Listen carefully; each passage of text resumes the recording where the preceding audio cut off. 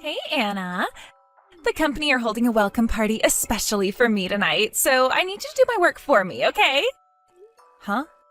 I'm sorry, Rachel, but I'm almost ready to clock off for the day. My friend's waiting outside in the car. Excuse me? Did you just defy me? Because it sounds a lot like you just defied me. You only work part-time. Surely you can be flexible enough to cover me just for tonight. You do know I work full-time at this company, right? I told you before I'm not a part-timer. I just have a temporary reduction in working hours to look after my son. Whatever, I don't need to hear about all the minor details of your private life. Unlike salaried full-timers like myself, part-timers get paid in proportion to the hours they work, so you should be thanking me for kindly giving you the opportunity to make more money. I'm going home. What did you just say? Oh, no, you're not. I'll be showing up at the newbie welcome party at the bar the company hired out later on after my friend takes me to pick up my son from the daycare center before taking him to stay with my parents for the night. I'll probably see you there. Wait, what? You're coming to the party too? But I never invited you. I don't need an invite from you. We work at the same company and you're not even a manager. Anyway, I'm cutting it close already, so I really need to head off. You're not invited to the newcomer welcome party, you filthy part-time old hag. I might not officially be your superior, but there's an unspoken rule that full-time employees call the shots over part-time filth. You should know your place, woman.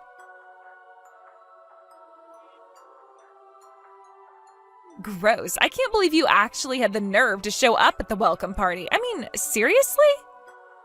Oh, and another thing. I thought of this at work today, too. But why the hell are you so buddy-buddy with the CEO? Seeing you laugh and joke together like that makes my skin crawl. I saw you eating lunch with him in the office cafeteria, too. You even show up to work with him in the mornings. You should know better. Don't you have a husband and a kid? What disgusting behavior. Have you no shame flirting with the CEO like some goddamn loved-up high school student like that? Someone really ought to teach you a lesson. If he's desperate enough to take a worn-out bimbo like you up on your advances, he'd be better off going with someone younger and more beautiful on a full-time contract. Someone like me. I have more of a right to get along with the CEO than you do. I mean, really. Who the heck do you think you are, showing up to the newbie welcome party on a part-time contract? You do not get to rub shoulders with those of us who actually work hard.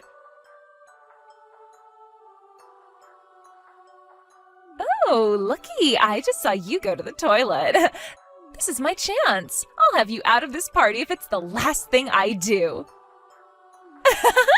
Don't say I didn't warn you, bitch.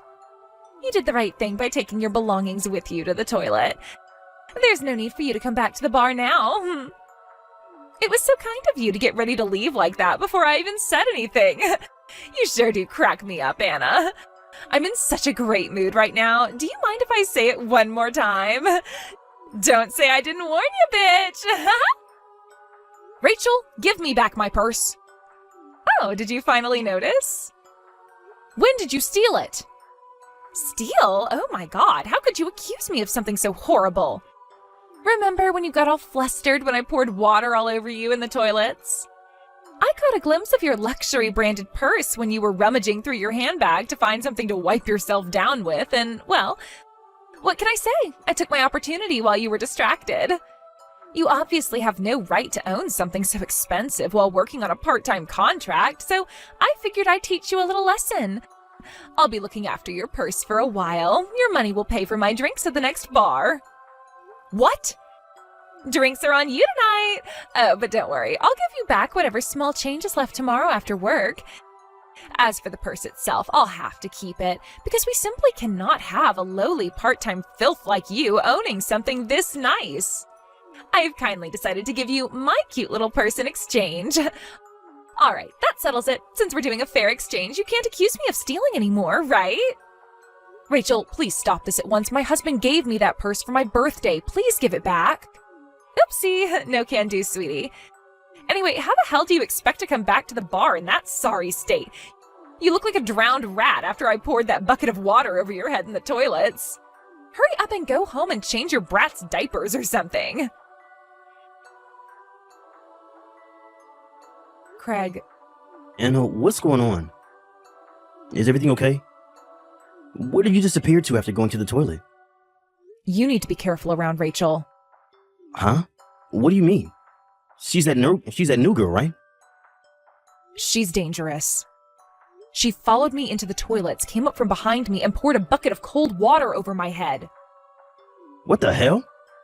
That's not all. She took my purse from my handbag when I was trying to dry myself off. Your purse? Is she insane? That's theft, plain and simple.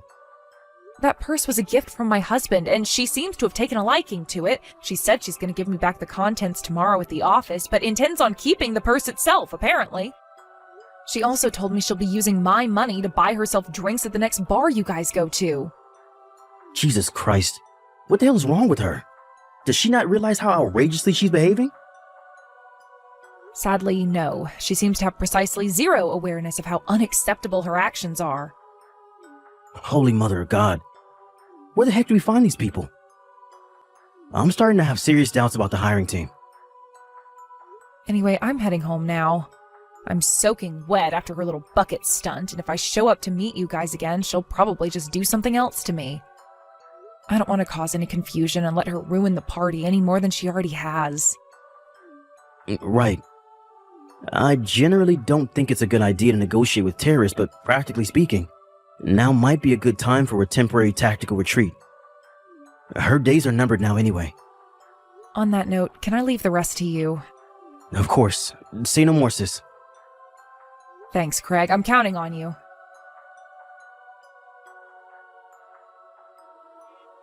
Hey, bitch face. Hello, Anna.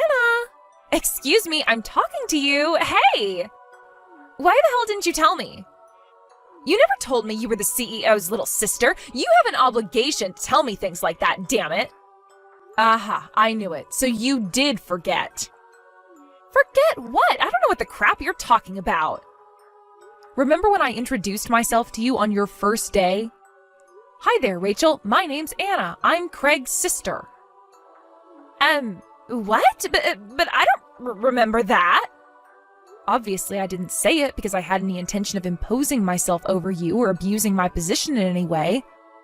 I just thought helping you understand the social dynamics of the office might make you feel more at home. But if you're the CEO's sister, why the hell do you always get to go home early? Or, wait, is that why? If you didn't leave early all the time, I wouldn't have mistook you for a freaking part-timer. Ugh. According to the CEO, you've been here for a whole 7 years? I know what's going on here, Anna. There's only one reason you'd get to leave before everyone else. You're getting special treatment because you're the CEO's sister, aren't you? You make me sick. You're abusing the fact that you're related to the boss to enjoy special privileges in the workplace. I'll report you to corporate ethics. No, the police. You deceptive, good-for-nothing lowlife. Shall I say it again? Okay, I'll say it again. Are you ready? Here it comes. I'm on reduced working hours. I know what that means. It means you get to go home before everyone else, including part-time scum, which is not fair. Ah, I see. So that's where you got confused. You don't know, do you? Confused about what? What don't I know? Reduced working hours refers to a specific system all companies are legally obliged to implement and provide all employees access to, provided they meet certain conditions. Huh? A system?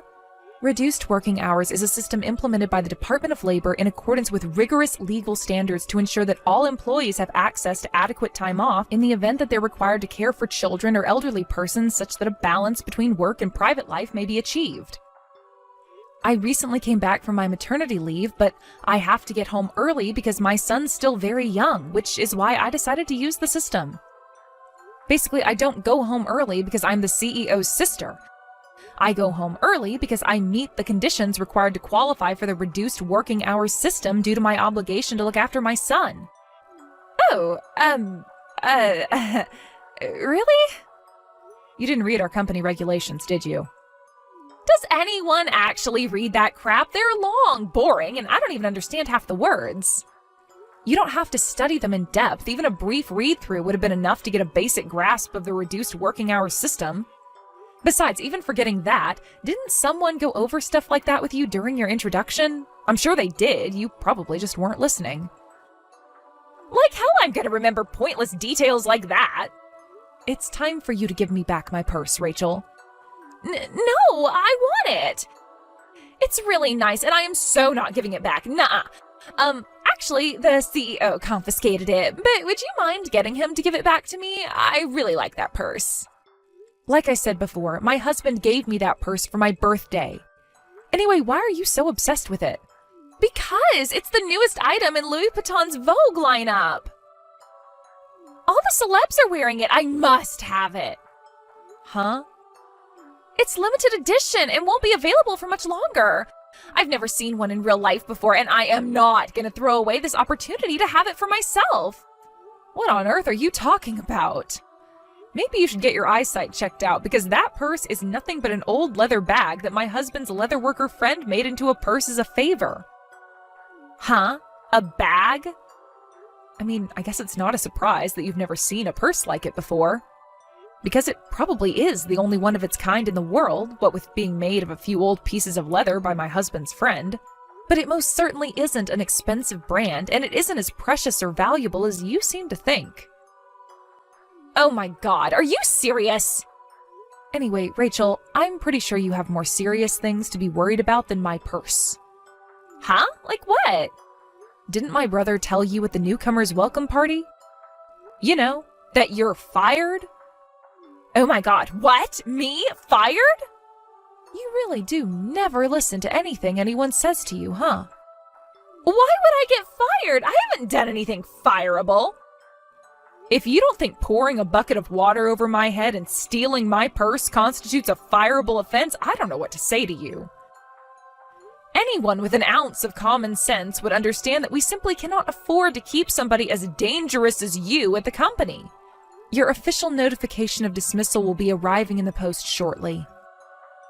I'm sorry. I'll be more careful from now on, I swear. Sadly for you, society isn't forgiving enough for that from now on to materialize. You have no future at this company, Rachel, and the sooner you accept that, the better. Can't you just do something to make this go away? You're the CEO's sister, for crying out loud. Won't you tell him you forgive me? And why exactly would I do that? What? My son's starting to get unsettled. Maybe he can sense the fact his mom's talking to an unhinged lunatic with less common sense than a sack of potatoes. Goodbye, Rachel. What? No, please. No. This cannot be happening. Ugh, my life wasn't supposed to go this way. Are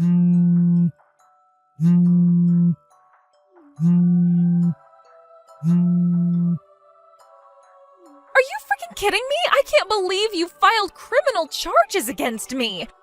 You have to stop this, please. Losing my job was bad enough. My life is over if I get a criminal record. Not only that, but my mom and dad found out about what I did, and they are furious. My dad was so mad he threw a plate of spaghetti at me when I went home today, and if I didn't duck as fast as I did, I would have been a goner.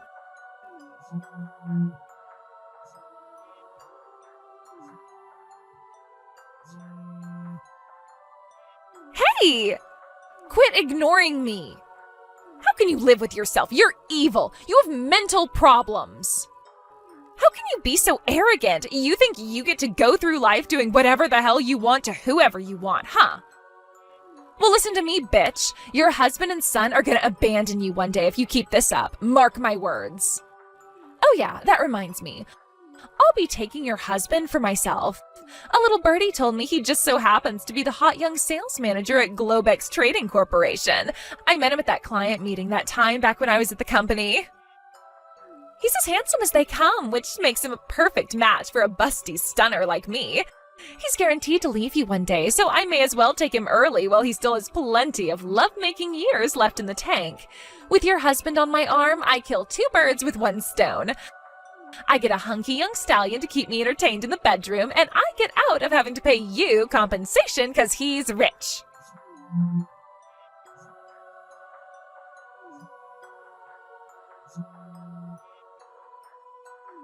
Anna! Pick up the goddamn phone already! A message from my husband. Ooh, what is it? Is he gonna propose to me? Who the heck would want to marry a loudmouthed bimbo like you? Huh? If you have anything else to say to me, contact my lawyer. Goodbye. No, wait! You and your asshole husband deserve each other. You'll pay for this, bitch! Ugh!